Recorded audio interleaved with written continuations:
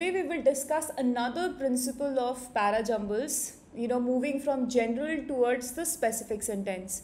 Now this is a principle that you would have heard so many times, but अब इसमें हम what new thing we will learn कि general to specific तो ठीक है, but what happens, people don't understand what is this general, what is this specific. So बहुत बार गलत interpretation से वो इस principle को गलत apply कर लेते हैं and then the answer becomes wrong.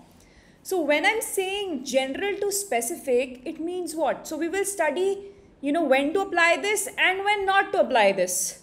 So when to apply means जब अगर ऐसे sentences हमें given हो जिसमें एक sentence है जो एक broad category के बारे में discuss कर रहा है और एक दूसरा sentence है जो उसी की एक narrow category के बारे में discuss कर रहा है, तो वहाँ पर हम इस प्रिंसिपल को अप्लाई कर सकते हैं. फॉर एग्जाम्पल एक क्वेश्चन है जहाँ पर कार्स के बारे में कोई डिस्कशन हो रही है, जनरल कार्स के बारे में कि they are very useful for transportation utility and all such purpose.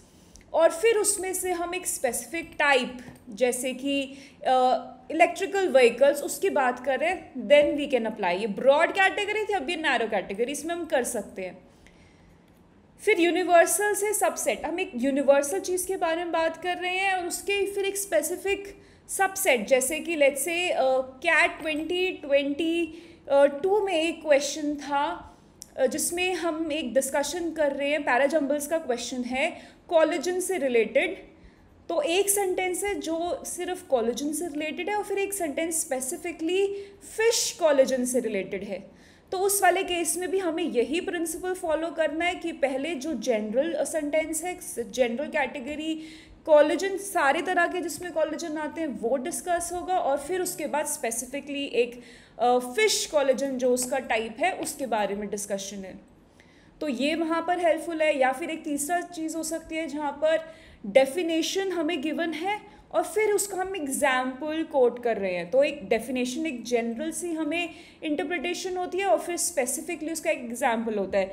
Let's say we are talking about some kind of food, कोई डेफिनेशन है कि these kind of foods are not good for our health. फिर उसमें हम specifically किसी एक particular example let's say burger या pizza के बारे में बात कर रहे हैं, तो वो एक सिनेरियो है जहाँ पर जनरल टू स्पेसिफिक वाला रूल एप्लीकेबल होगा.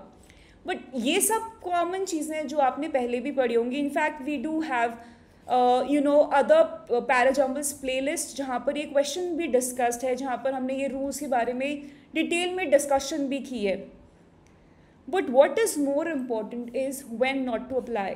मतलब जहाँ पर आपको लगा कि मुझे ये रूल फॉलो करना है बट इन रियलिटी वहाँ पर वो अप्लाई ही नहीं करना था, या फिर वो सिचुएशन वो जनरल और स्पेसिफिक वाली थी नहीं, आपने उसे मिस इंटरप्रेट कर लिया.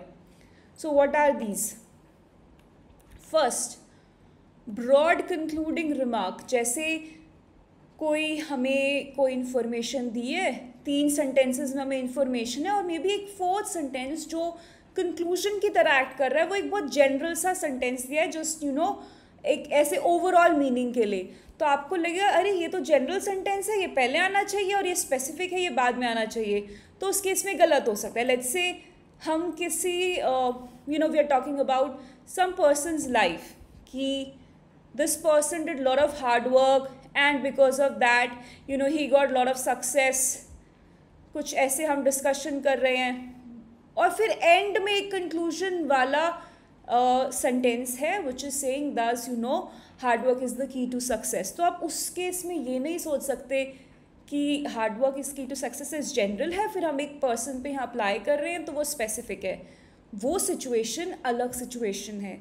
वहाँ पर जो जनरल सेंटेंस है वो इंट्रोडक्शन नहीं कर रहा है उस कंसेप्ट की, वो उसका कंक्लूजन कर रहा है और वो हम उसकी टोन या उसकी सेंटेंस फॉर्मेशन से भी पता लगा सकते हैं कि ये तो कंक्लूजन वाला सेंटेंस है. तो उस केस में we can prevent misapplication of this principal.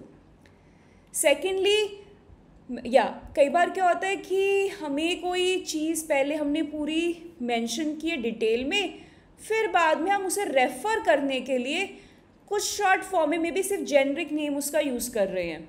Let's say हमने कोई बात की नॉर्थ पोल साउथ पोल से रिलेटेड,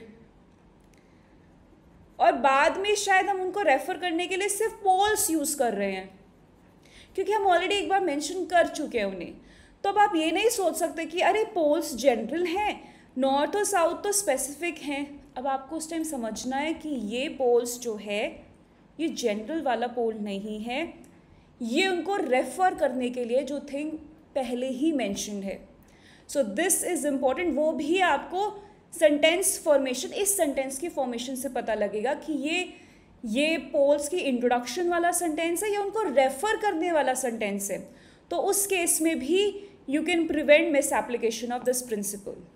थर्ड, क्योंकि हमने पहले पढ़ा था कि कोई डेफिनेशन है जनरल सी, फिर उसका कोई एग्जाम्पल है, तो हम उसे कहते हैं कि because definition is general, example specific, example बाद में आना चाहिए। बट कभी कभी कोई क्वेश्चन हो सकता है जहाँ पर एग्जाम्पल यूज़ किया जाता है टू इंट्रोड्यूस द टॉपिक, फिर उस टॉपिक के बारे में बाकी 3 सेंटेंसेस डिटेल में बात कर रहे होते हैं, बट वो सेंटेंस उसको इंट्रोड्यूस कर रहा है तो वो सेंटेंस पहले आएगा। So even if you think example तो बाद में आना चाहिए, क्योंकि वो तो एक जनरल चीज़ का एक स्पेसिफिक एस्पेक्ट है, बट उस केस में वो इंट्रोडक्शन कर रहा है, तो उस केस में हम ये रूल नहीं लगाएंगे। This is a question where this thing has been shown कि कैसे ये जो एग्जाम्पल वाला क्वेश्चन टॉपिक है कि कहाँ पर वो रूल एप्लीकेबल नहीं है, या इट्स नॉट अबाउट जनरल और specific, it's about something else. So यहाँ पर उसे नहीं अप्लाई करना है। लेट्स सी, 4 sentences given है। You can try this question yourself first. This is a CAT previous year question. So let's start.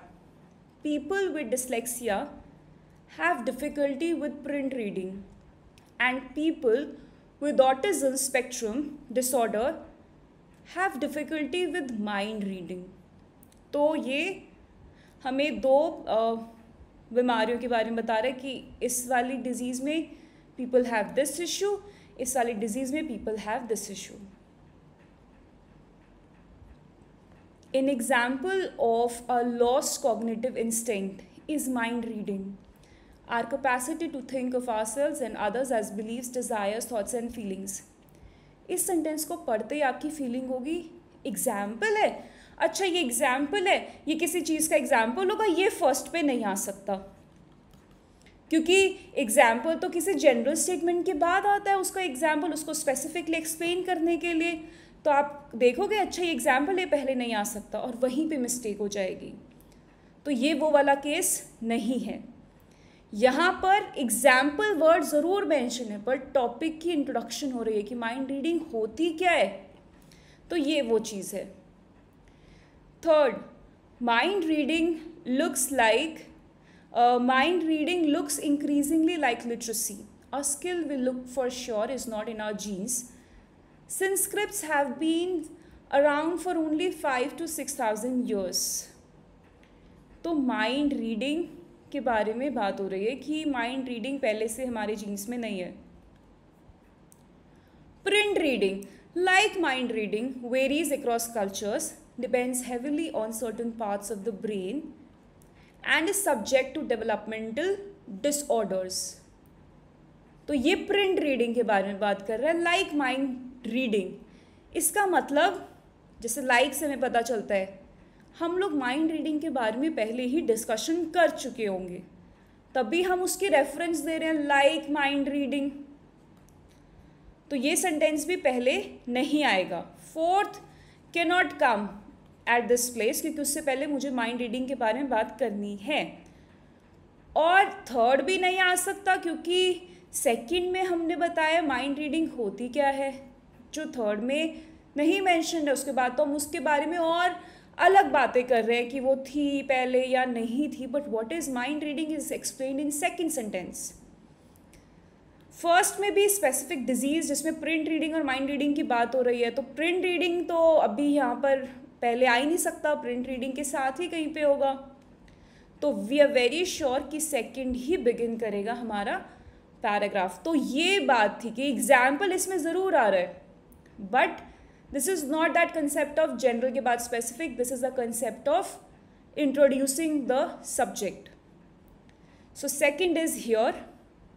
फिर उसके बाद हम लोग माइंड रीडिंग से ही बात कर रहे हैं, अभी कोई प्रिंट रीडिंग की बात नहीं हो रही है, तो माइंड रीडिंग की ही इलैबोरेशन चल रही है। Mind reading is like this कि वो पहले तो हमारे पास नहीं थी, और प्रिंट रीडिंग देखो ये वाला जो सेंटेंस है फर्स्ट, जिसमें हम बात कर रहे हैं कि इस डिजीज़ में माइंड रीडिंग होती है, इस डिजीज़ में प्रिंट रीडिंग में इशू होता है। इसका मतलब इस सेंटेंस से पहले मैं दोनों माइंड रीडिंग और प्रिंट रीडिंग की बात कर चुकी हूँ, तभी तो ये सेंटेंस आ रहा है। तो मतलब फर्स्ट तो बाद में है, इससे पहले फोर्थ आ चुका है, क्योंकि प्रिंट रीडिंग इसमें मैंने समझाया। उसके बाद मैं कह रही हूँ कि people with print reading will have this issue and people with mind reading will have this issue. तो दोनों बातें हो चुकी हैं। So first will come later on, fourth will come before. और अभी थर्ड वाला सिर्फ प्योरली माइंड रीडिंग से रिलेटेड है, उसी को और इलैबोरेट कर रहा है, कुछ भी प्रिंट रीडिंग से रिलेटेड नहीं है। तो वो जहाँ पे माइंड रीडिंग की बात हो रही है उसी से डायरेक्टली कनेक्टेड है। So the order is this. Second is introducing the subject कि माइंड रीडिंग होती क्या है। थर्ड उसको और इलैबोरेट कर रहा है कि भाई वो पास्ट में थी या नहीं थी। फोर्थ फिर माइंड रीडिंग का कंपैरिजन कर रहा है प्रिंट रीडिंग के साथ। और फिर फर्स्ट स्पेसिफिकली और हमें बता रहा है कि प्रिंट रीडिंग में ये, प्रिंट रीडिंग वालों को ये वाली बीमारी से रिलेटेड है और माइंड रीडिंग ये वाली डिजीज से रिलेटेड है। तो दिस इज द सीक्वेंस।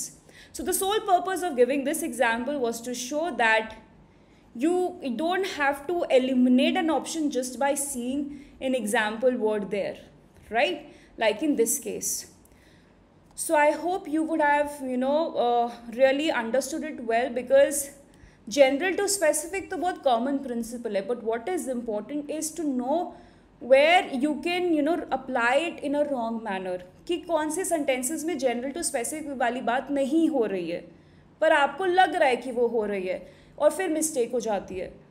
तो that thing has to be prevented and I hope you would have understood that. So we will be back with more such questions. Till then keep working hard. Thank you.